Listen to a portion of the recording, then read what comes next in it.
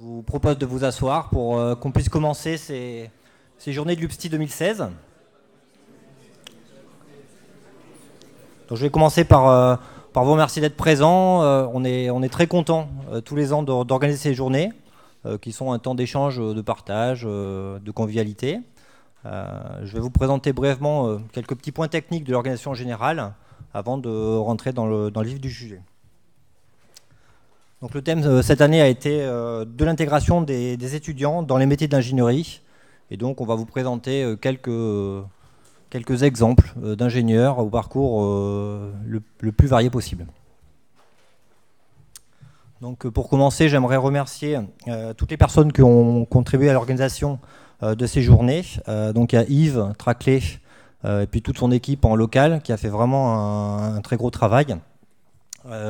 Bien sûr, remercier Polytech Orléans qui nous accueille, qui nous accueille en nous prêtant ou en mettant à disposition ses locaux, en particulier donc cet amphithéâtre. Juste au-dessus, j'en reparlais tout à l'heure, un espace pour les équipementiers, et puis aussi qui nous propose des visites de ces différents sites, ces différents laboratoires. 3 équipes de jeunes nous ont aidés aussi pour l'organisation de ces journées. Donc il y a 4 jeunes étudiantes en BTS Communication qui ont fait l'accueil tout à l'heure et puis qui vont participer tout à l'heure pour, on espère, des séances de questions-réponses rigides et variées. Et puis il y a 2 groupes d'étudiants de l'école en 3e année qui ont participé à la gestion des conférences. Donc c'est M. Mobedi, Cardunet, Carvalho, Daoudi, Douillère et Moroudi. Et puis un autre groupe d'élèves de 3e année qui a participé à l'organisation des visites de demain matin dont je vais parler tout à l'heure.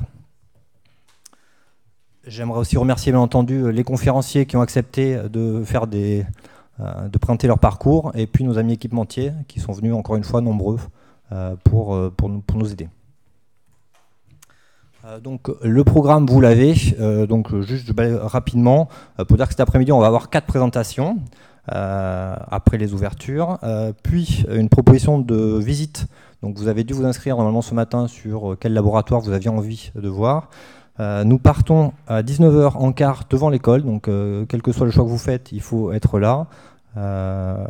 On va à Ménestro en Villette, dans un château, et il y aura 2 bus qui nous ramèneront à la fin du repas de gala. Un premier bus ira directement au centre-ville d'Orléans pour vous déposer, et l'autre bus passera par ici, déposer quelques personnes avant d'aller au centre-ville d'Orléans pour déposer ceux qui veulent aller au centre-ville d'Orléans.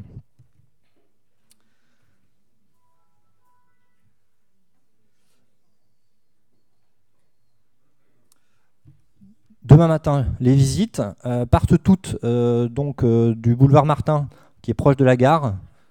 Donc c'est modélisé par le gros point rouge ici sur la carte. Donc le départ s'échelonne entre 7h30 et 8h30 en fonction des sites. Vous avez dû être contacté normalement par le responsable de votre visite. Vous pouvez aussi voir à l'entrée, là où vous avez récupéré vos badges, sont affichés quel site pour quelle personne, par ordre alphabétique. On va essayer de partir à l'heure pour arriver à l'heure. J'espère que ces visites seront enrichissantes et on remercie les sites qui nous proposent de faire ces visites parce que c'est de toute façon toujours un peu compliqué pour eux et du coup c'est vraiment très riche pour nous.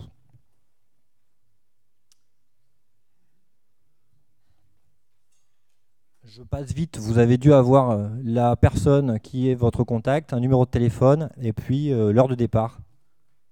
Si vous ne l'avez pas, n'hésitez pas à revenir me voir. Demain matin, donc à la fin des visites ou pendant les visites, pour ceux qui ne font pas de visite ou qui ratent les visites, il y aura juste à l'étage au-dessus un centre des équipementiers avec 10 équipementiers qui vont proposer leur matériel pédagogique. Il y en a 9 qui sont assez classiques pour nous, profs de CPGE, et puis il y en a un 10e spécifique cette année qui s'appelle Movida, qui va présenter du matériel vidéo, on va dire, pédagogique.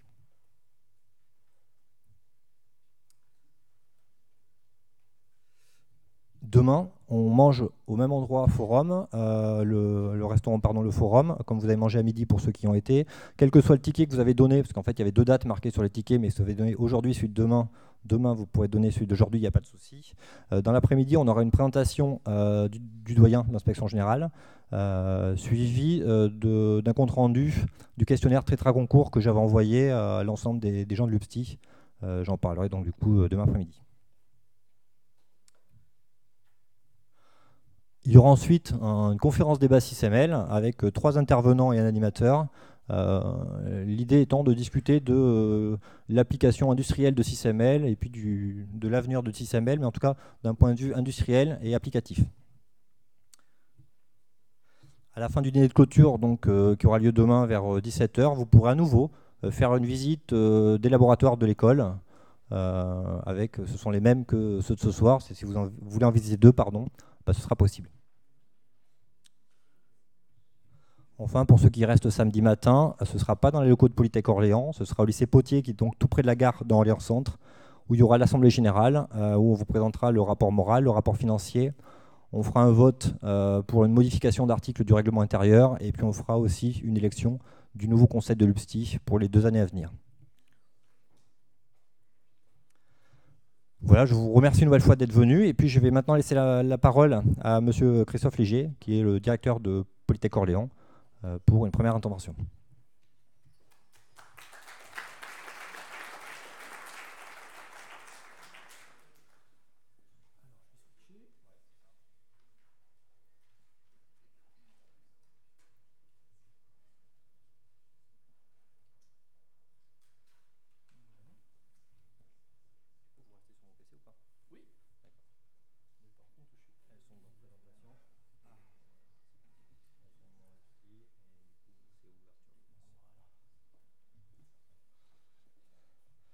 Bonjour à toutes et à tous.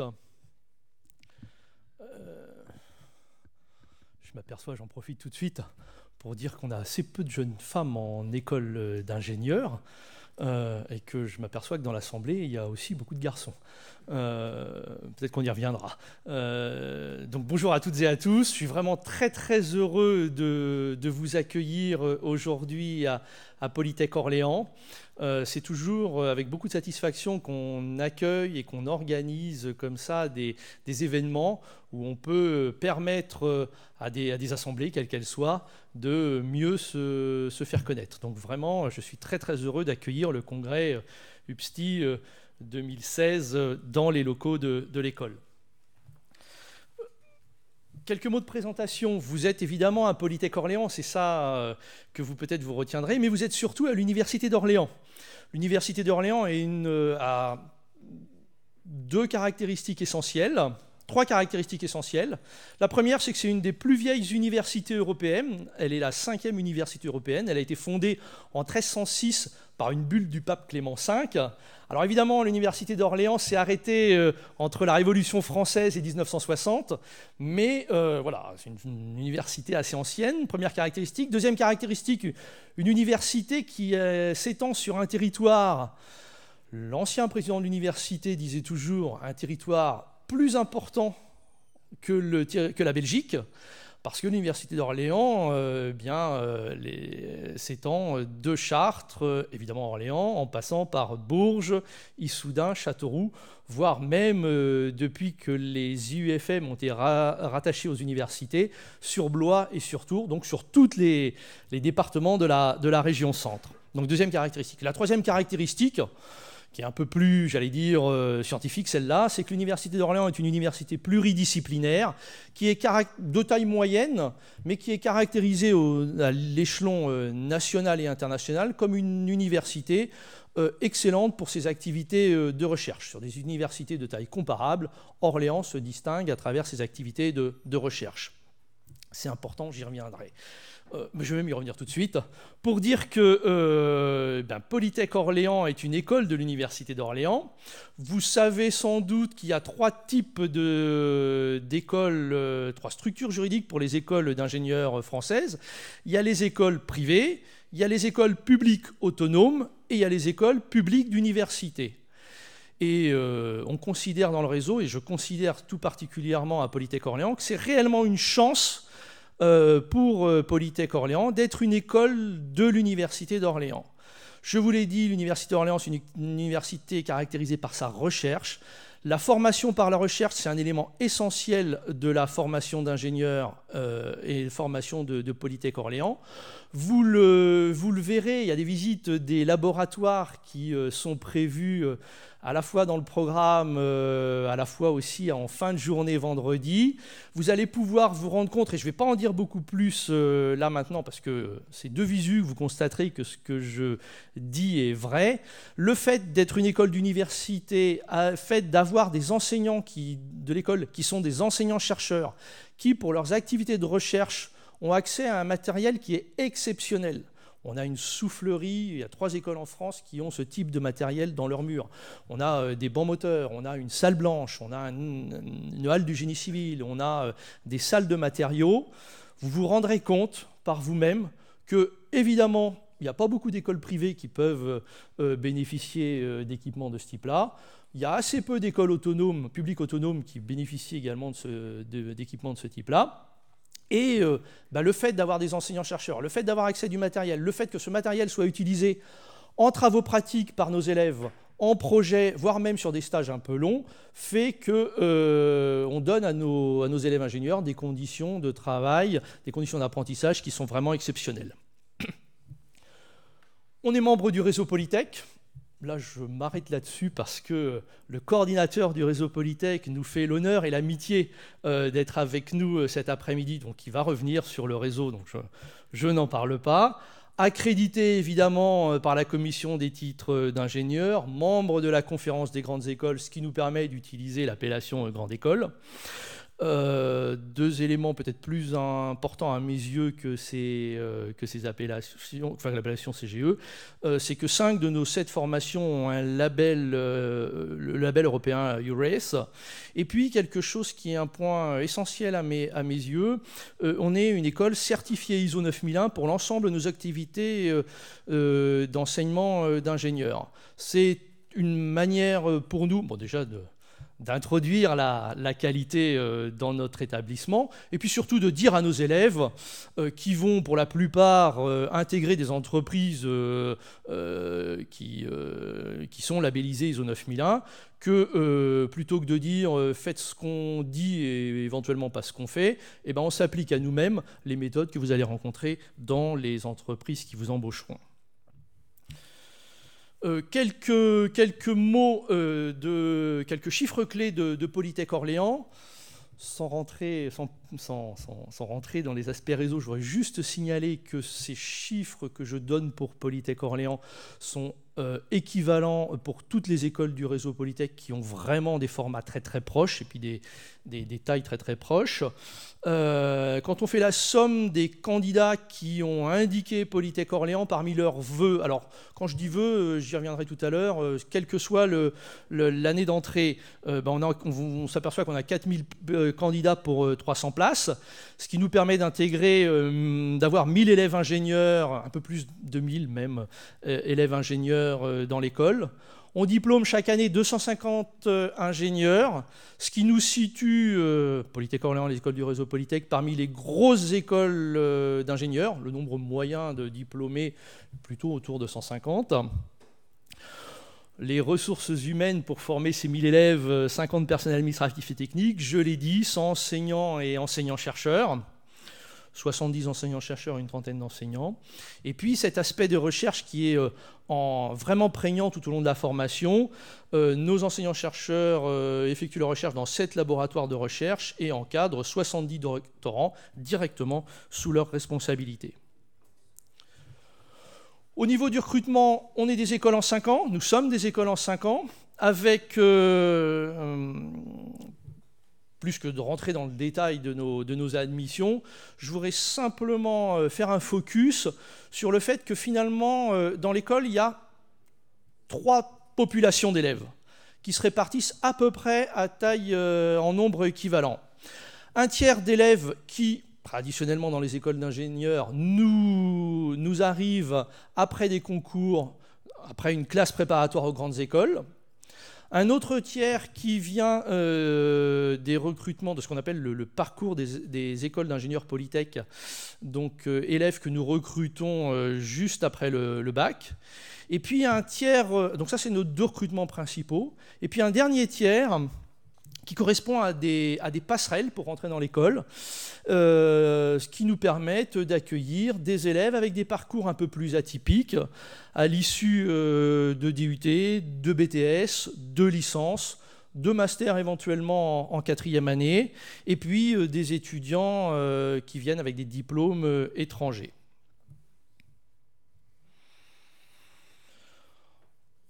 Dans l'école, spécifiquement à Orléans, on a 7 spécialités d'ingénieurs. C'est d'ailleurs pour ça qu'on s'appelle Polytechnique, parce que finalement, comparativement à d'autres écoles généralistes, on délivre 7 diplômes d'ingénieurs différents. Je vais passer vite, juste pour vous dire que ces spécialités d'ingénieurs s'appuient sur les compétences des enseignants-chercheurs et des activités de recherche. Donc, dans le domaine du génie civil, dans le domaine de l'électronique, dans le domaine de la mécanique et de la mécatronique, dans le domaine de la mécanique, mais plus orienté au niveau de la motorisation, des moteurs à combustion, des moteurs hybrides. 2 spécialités assez proches dans l'esprit, dans le domaine du génie industriel. L'une appliquée à la cosmétique, la pharmacie et l'agroalimentaire, et l'une plutôt appliquée aux industries de la métallurgie, de la mécanique. Et enfin, dernière spécialité intelligence du bâtiment. Je les mentionne, je ne veux pas y passer beaucoup plus de temps que ça, d'abord parce que le temps est compté, et puis parce que, plus que de rentrer dans les détails ici, à ce moment-là de la conférence, je pense qu'on y reviendra à travers les visites des locaux.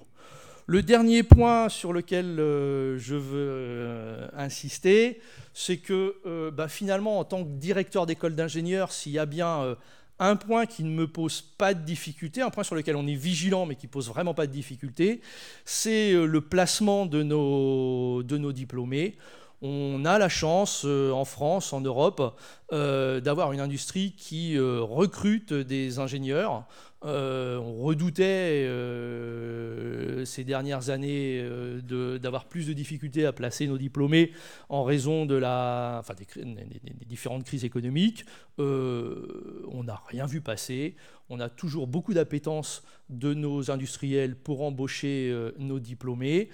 Je ne dis pas que ça va durer 50 ans, mais en tout cas, les perspectives sont très bonnes. Et je terminerai mon intervention là-dessus en disant que ma difficulté est plus de répondre aux sollicitations des industriels qui viennent dans l'école en disant « j'ai besoin d'ingénieurs en région centre, j'ai besoin d'ingénieurs dans d'autres régions de France et j'ai du mal à recruter », plutôt que d'avoir à aller à chercher des entreprises pour pouvoir les placer.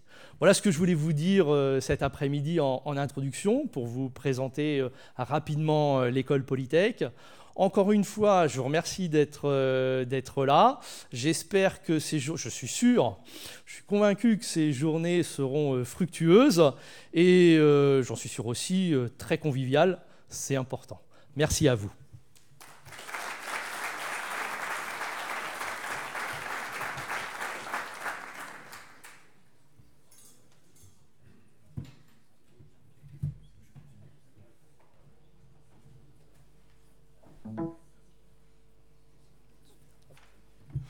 Bien, merci Monsieur Léger pour cette introduction et cette présentation de votre école. Maintenant, on va passer la parole à Monsieur Foulois, qui est donc le coordinateur du réseau Polytech.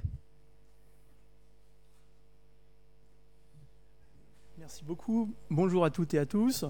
Donc, non seulement je suis le coordinateur du réseau Polytech, mais je dirige aussi une des écoles du réseau Polytech, donc je dirige Polytech Annecy-Chambéry. Voilà, donc j'ai grand plaisir à venir vous présenter le réseau aujourd'hui. Nous sommes très soudés au niveau du réseau Polytech, et vous allez le découvrir à travers cette présentation. Alors, le réseau Polytech, c'est, comme l'a expliqué Christophe, c'est un réseau d'écoles internes aux universités. Donc vous avez les logos des 13 universités dans lesquelles nous sommes installés. Sur ces 13 universités, 8 sont dans le top 500 du classement mondial des universités, et 2 d'entre elles sont dans le top 50, donc international, ce qui signifie que la qualité de la recherche qui est faite dans ces universités, qui a des incidences sur la formation, comme l'a expliqué Christophe, ce lien formation-recherche est essentiel et très important et garantit une formation de qualité dans nos écoles.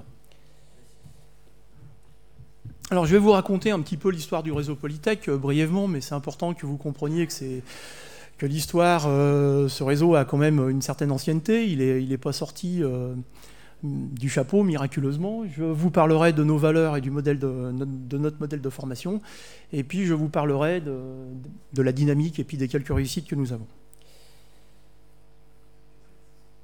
Alors tout d'abord, l'histoire du réseau Polytech. Donc le réseau Polytech, il est né sur une réflexion qui datait des années 90. C'est Claude Allègre qui avait lancé cette réflexion. Et son objectif, c'était de tenter de diminuer le nombre d'écoles d'ingénieurs qu'il considérait trop important en France, trop spécialisées et de trop petite taille, pour former donc des structures qui étaient plus larges, pluridisciplinaires, donc polytechniques. Et donc l'idée était de créer un modèle générique de formation d'ingénieurs qui avait donc des stratégies communes. Et pour ça, donc, le Code de l'éducation a été modifié. Il y a un article qui s'appelle aujourd'hui le L713-2 qui a créé les centres polytechniques universitaires, la possibilité au sein des universités de créer donc ces centres qui permettaient d'accueillir des écoles internes. Alors la première école polytechnique universitaire, elle est née en 1999 à Nantes. Et en fusionnant donc des écoles de Nantes, l'université de Nantes a lancé une dynamique qui se poursuit encore aujourd'hui, qui est un mécanisme de mouvement et de regroupement au sein des universités. Vous connaissez tous l'évolution de l'enseignement supérieur et de la recherche en ce moment, ces concentrations qui sont faites, ces grandes universités qui sont constituées. Le monde des écoles d'ingénieurs n'y a pas échappé, et la montée en puissance des réseaux en est la preuve. Alors ce mouvement s'est poursuivi donc, avec la création de l'école polytechnique universitaire de Marseille en 2001. Puis est arrivé donc, un rapprochement au niveau de Lille, avec une fusion de 2 écoles à Lille. Puis ensuite c'est Orléans qui a fusionné, donc l'université d'Orléans, qui a fusionné ces 2 écoles d'ingénieurs internes. Puis ça est arrivé à Tours, donc en 2002. Puis à Grenoble, où l'Institut donc des sciences et techniques de Grenoble est devenu la première école polytechnique universitaire à ne pas être issue d'une fusion. Et à partir de là, donc, les choses ont évolué. Ça a suivi à Montpellier. Et lorsque toutes ces structures ont été créées, toutes ces écoles universitaires ont été créées, le réseau Polytech a pu naître. Donc nous sommes nés officiellement en 2003 en tant que réseau structuré, en nous dotant d'une charte et d'un règlement intérieur. Ensuite, ça a continué. Le CUST de Clermont-Ferrand est devenu Polytech Clermont-Ferrand. Toutes les écoles sont devenues Polytech Ville, avec une petite apostrophe entre Polytech et Ville. Et puis donc ça a continué. Donc Nice-Sophia est arrivé en 2005. Paris UPMC, donc Université Pierre et Marie Curie, est arrivé en même temps que Annecy-Chambéry en 2006. Puis Paris Sud-Orsay est arrivé en 2010, Lyon en 2012. Et en 2009, nous avons revu la charte graphique du réseau Polytech. Une petite coquetterie, on a perdu l'apostrophe et on a gagné un beau logo qui est aujourd'hui un logo fort et qui décline la marque Polytech. Alors si on regarde ce qui s'est passé depuis la création, 10 ans après, donc ce sont une source ministérielle, le réseau Polytech en 2013 pesait, si vous me permettez ces mots, 13 700 élèves ingénieurs, était plus gros que le réseau des INSA, pratiquement comparable à l'ensemble des autres écoles internes des universités et aussi comparable à l'ensemble des autres écoles externes des universités. Donc c'est un réseau qui vraiment a un positionnement très fort au niveau national et qui représente aujourd'hui un peu plus de 14 000 élèves. Alors, nous sommes répartis de la manière suivante sur la carte de France. Donc vous voyez qu'il y a 2 grands trous, un trou dans le Grand Est et puis un grand trou dans le Sud-Ouest. Alors le trou dans le Grand Est va bientôt être comblé, j'en parlerai tout à l'heure. Dans le Sud-Ouest, pas encore. Avec ces 13 écoles, ces 12 grands domaines de formation, ces 65 000 ingénieurs en activité, ces nombreux partenariats avec les entreprises, le réseau Polytech est le plus grand réseau français de formation d'ingénieurs. La force du réseau, c'est le dynamisme des équipes d'enseignants et des personnels administratifs et techniques pour accompagner chacun vers la réussite. C'est aussi une formation à la pointe de la technique et de la technologie grâce aux travaux de recherche de 1300 enseignants-chercheurs dans 125 laboratoires reconnus au niveau national et international. C'est encore l'ouverture sur le monde avec plus de 1800 départs à l'étranger chaque année en semestre d'échange, stages ou projets, grâce à de très nombreux accords internationaux avec des universités de tout premier plan. C'est surtout une formation reconnue par les entreprises, en France comme à l'étranger, qui permet une insertion professionnelle rapide, en particulier grâce aux anciens élèves et à leurs associations.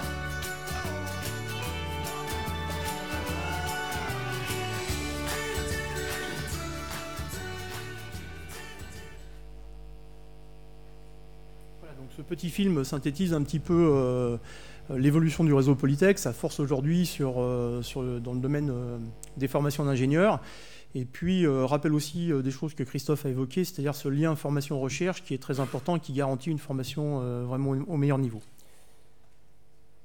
Alors le réseau Polytech, ce sont aussi des valeurs et puis un modèle de formation. Donc ces valeurs, ce sont les valeurs de nos universités.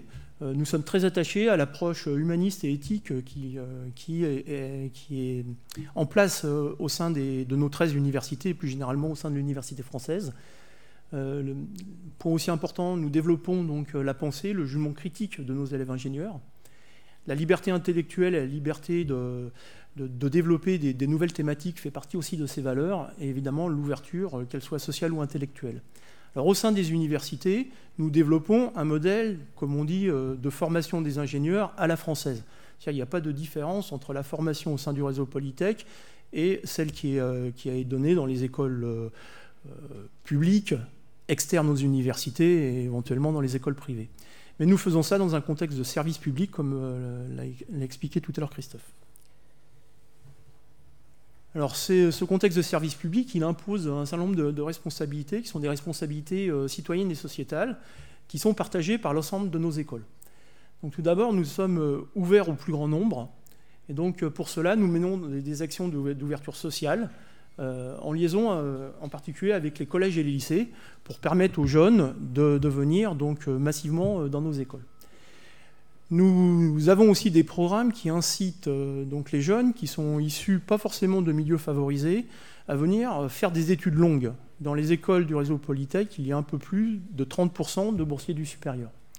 Nous avons des méthodes qui sont adaptées à des publics variés. Christophe a expliqué la répartition en un tiers de nos élèves, un tiers en gros de classes préparatoires grandes écoles, un tiers qui sont issus du cycle recrutement post-bac, et puis un tiers qui sont d'origines diverses, les BTS, les DUT, les étudiants qui viennent de l'étranger, les masters.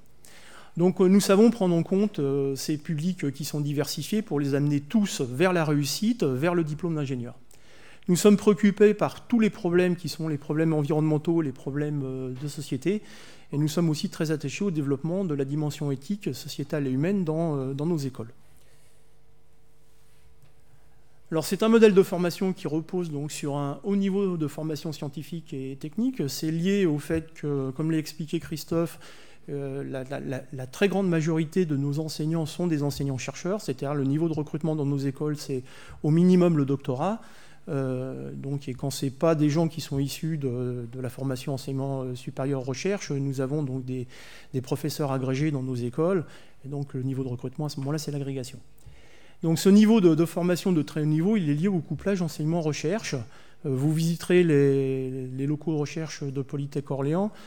Dans n'importe laquelle des Polytech où vous irez, vous trouverez ce couplage enseignement-recherche qui permet d'avoir des jeunes qui sont formés à la pointe de la technique et qui permettent donc de les immerger très rapidement avec des compétences qui sont vraiment up-to-date, comme on pourrait dire, par rapport aux entreprises. Donc nous développons aussi beaucoup l'autonomie de nos étudiants avec une pratique de l'innovation pédagogique dans nos écoles et puis une pédagogie par projet. Nous reconnaissons toutes les innovations donc, associatives, les initiatives et les initiatives citoyennes de nos étudiants qui contribuent au développement des savoir-être. Le développement des savoir-être, c'est essentiel pour réussir une carrière qui aujourd'hui fait plus de 40 ans. Et puis nous leur développons bien évidemment toutes les capacités de conduire des équipes, capacités managériales. Une grande partie de nos anciens, puisque vous l'avez compris, les écoles du réseau Polytech sont issues de fusions d'anciennes écoles. Polytech Orléans, la plus ancienne, a plus de 40 ans. Nous commençons à voir arriver sur la fin de la carrière de nos plus anciens élèves. Donc on a des gens qui sont des chefs de projet, des chefs d'entreprise, qui ont su, grâce à la formation qu'ils ont reçue, mettre en œuvre toutes ces capacités managériales. Alors le réseau Polytech, c'est une dynamique et puis des réussites. Alors tout d'abord, c'est une dynamique parce que c'est un modèle qui est fondé sur la synergie entre écoles, plus qu'une simple addition de 13 écoles. Nous sommes très solidaires, c'est un fonctionnement en réseau qui est fondé sur le partage des valeurs, dans un modèle qui est confédéral, sans école dominante. Donc si on se compare par rapport aux autres écoles, que ce soit le réseau des INSA, le réseau des écoles centrales, le réseau des écoles des mines, ou l'Institut Mines Télécom, pour être un peu plus général, vous avez dans tous ces réseaux, et vous les connaissez, une école dominante, voire 2 écoles dominantes. Dans le réseau Polytech, il n'y a pas d'école dominante. Comme l'a expliqué tout à l'heure Christophe, les chiffres qu'il a donnés sont à peu près similaires dans toutes les écoles du réseau Polytech. Et la fonction de coordinateur, c'est une fonction qui est une fonction d'animation du réseau pour une durée de 2 années, non renouvelable. Donc cette coordination à tourne est ce qui garantit finalement la pluralité, la diversité dans le fonctionnement de notre réseau. Alors nous avons un recrutement commun de tous les élèves depuis 2006 qui a été mis en place, un règlement des études, et c'est vraiment une spécificité du réseau Polytech qui est commun depuis 2008. Plus de 50% de mobilité entre nos écoles après le cycle préparatoire. Là encore, c'est une spécificité. On peut faire 2 années d'études dans le cycle préparatoire qui ont été harmonisées entre les 13 écoles du réseau Polytech et ensuite partir faire son cycle ingénieur dans une autre école. Et puis donc un lien très fort avec le monde socio-économique et en particulier avec les entreprises. Alors, parmi les grandes réussites du réseau Polytech, il y a le concours GEPI Polytech, réservé aux baquettes, qu'on a mis en place en 2009 par fusion des concours GEPI et Polytech. 15 828 candidats confirmés cette année, plus de 16 000 candidats qui se sont inscrits. C'est encore une progression de 6% cette année, et nous étions ces dernières années sur des progressions à 2 chiffres. C'est un concours qui marche très bien, qui nous garantit d'avoir dans nos écoles des élèves qui sont majoritairement avec des mentions bien et très bien au bac, et qui garantissent finalement d'alimenter les entreprises avec des jeunes qui ont un bon niveau scientifique. Alors, nous avons été aussi lauréats en 2012 d'un appel d'offres du ministère, l'appel d'offres dans le programme des investissements d'avenir, donc qui s'appelle le programme Avosti. Et donc le réseau Polytech a été doté de 9 millions d'euros pour ce programme qui comporte 3 facettes. Une facette d'accueil du public STI 2D, une facette qui accueille ce qu'on appelle les reçus collés de médecine, et c'est pour ça que sur un des transparents de Christophe, il y avait ces étudiants de PACES, et puis une partie bourse de mobilité internationale qui permet de faire de l'internationalisation de nos écoles par la mobilité entrante. Alors ce programme, il s'appelle Polytech Excellence. Au niveau international, nous sommes aussi impliqués dans un programme qui s'appelle Polytech 13, qui est un programme Erasmus+, qui permet à de nombreux élèves de partir à l'étranger. Et nous participons au programme Moulus et au programme FITEC, donc qui sont des programmes avec l'Amérique du Sud. Alors, en termes de conclusion, ce que je souhaitais vous dire, c'est que le réseau Polytech est aujourd'hui un acteur reconnu et écouté par la CTI. Nous avions encore une réunion il n'y a pas très longtemps avec le président de la CTI et une partie de ses représentants. Nous sommes aussi consultés régulièrement par le ministère sur l'évolution des formations d'ingénieurs. Nous considérons, comme Christophe l'a dit aussi tout à l'heure, que l'appartenance de nos écoles aux universités est une force.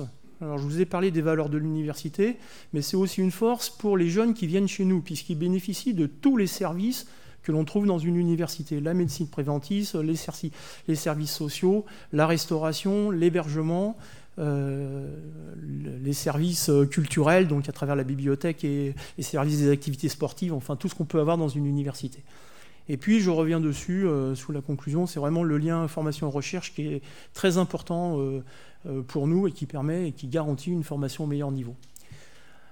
Alors, comme vous le savez, le monde des écoles d'ingénieurs est en pleine évolution. Les réseaux ont tendance à croître. Le réseau Polytech poursuit sa croissance.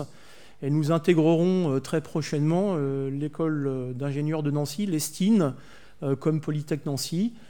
Et nous allons avoir quelques écoles associées au réseau Polytech. Donc tout ça pour vous dire que le réseau Polytech est un réseau très dynamique, que nous accueillerons avec grand plaisir tous vos élèves, tous ceux que vous formez dans notre réseau, et je vous encourage toutes et tous à leur conseiller de candidater dans nos écoles. Ils seront bien formés, ils auront des belles carrières dans les entreprises qu'ils développeront en exprimant tous leurs talents. Je vous souhaite à toutes et à tous un très bon congrès et vous remercie.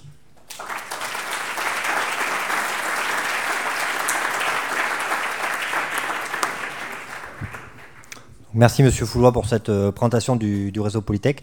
Maintenant, je laisse la parole à Hervé Rioun, le président de UPSTI. Messieurs les directeurs, mesdames et messieurs, chers collègues, bonjour et bienvenue à ce colloque Les Journées de l'UPSTI pour son édition 2016.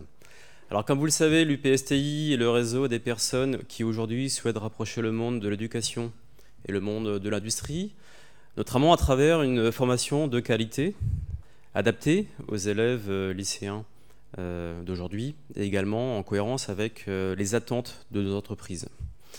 Et ce réseau aujourd'hui est constitué d'un grand nombre de partenaires industriels, de plus en plus nombreux, et aussi de l'ensemble des professeurs qui enseignent les sciences de l'ingénieur et l'informatique pour l'ingénieur, notamment dans les classes préparatoires aux grandes écoles. Alors les classes préparatoires aux grandes écoles, vous le savez tous très bien, est parfaitement ancré aujourd'hui dans la structure de formation dans l'enseignement supérieur. C'est un système qui est très performant, les études le montrent très clairement, qui est de plus en plus visible à l'international. Je salue d'ailleurs la présence parmi nous de représentants de ces classes préparatoires en Algérie et également au Maroc, deux pays avec qui l'UPSTI est en partenariat et travaille en étroite relation. C'est également un système qui aujourd'hui est résolument tourné vers la diversité et la reconnaissance de tous les talents. Et enfin, les classes préparatoires sont aujourd'hui un système qui est de plus en plus plébiscité. J'en veux simplement pour preuve la demande croissante des lycéennes et des lycéens via admission post-bac pour venir suivre nos formations. Il n'en reste pas moins que parmi les questions que nos élèves se posent, régulièrement, nous avons la question suivante. Mais finalement, qu'est-ce que c'est que ce métier d'ingénieur dont nous parlons tant? Et est-ce que ce métier nous permet effectivement d'avoir des poursuites professionnelles assez diverses, d'une part? Et aujourd'hui, en quoi la formation des ingénieurs, à travers les sciences de l'ingénieur et l'informatique pour l'ingénieur, est devenue cohérente au sein de l'éducation nationale, depuis le collège jusqu'à Bac+5, j'ai envie de le dire.